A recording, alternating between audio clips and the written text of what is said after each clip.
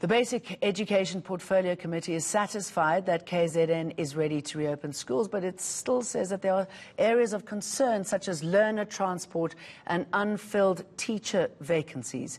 Chairperson Bongiwe Mbinqo-Gigaba joins us this morning from Kokstad. Very good morning to you, Bongiwe. Tell us more about your concerns. Morning to you and morning to your viewers at home. Just like you've said, we were in KZN for the past 2 days, but we concentrated in one district, which is Herikwala. We can confirm that they are ready. They've got all the necessities, the schools that we visited.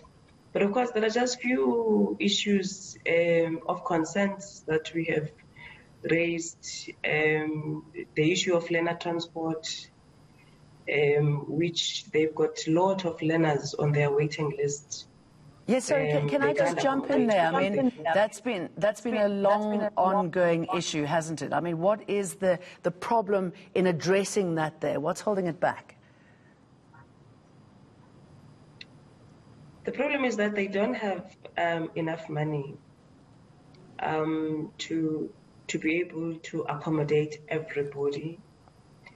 And you would understand with our learners, sometimes it is up to them. It's a matter of choice to move from one school, which is within their radius, to go to another. And they have to look into those issues as well and address them. But as we are now, I know they are also lobbying for funds from National Department and Treasury.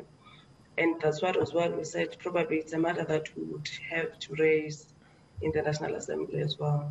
Okay, so what sort of complement of students are you expecting, and how ready are schools and facilities there when it comes to staving off COVID-19?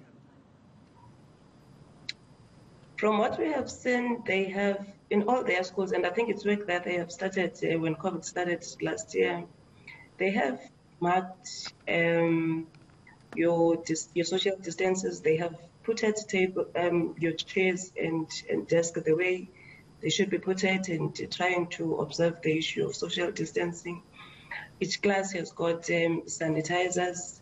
They have received their batches of masks so that they can hand over to the children. And I must say I was impressed because they also have got a program where they will be allowing learners to come next week, just to come and receive their stationery and receive their masks, so that they don't come on one day and overcrowd the school. So I was impressed with their planning, and I think it assisted that teachers must first be there so that they can be able to adequately plan for the learners to come back on the 15th.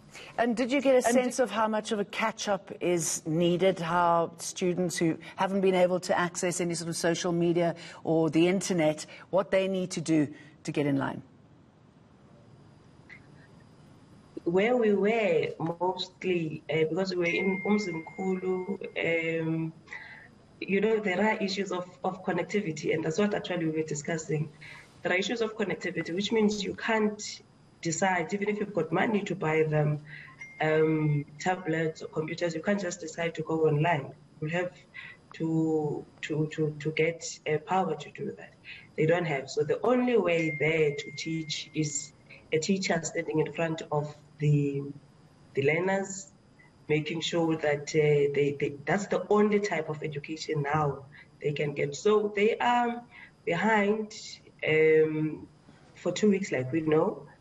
And I know the department is going to change the school calendar, because they will have to cover up and try to accommodate the 2 weeks that they have lost already.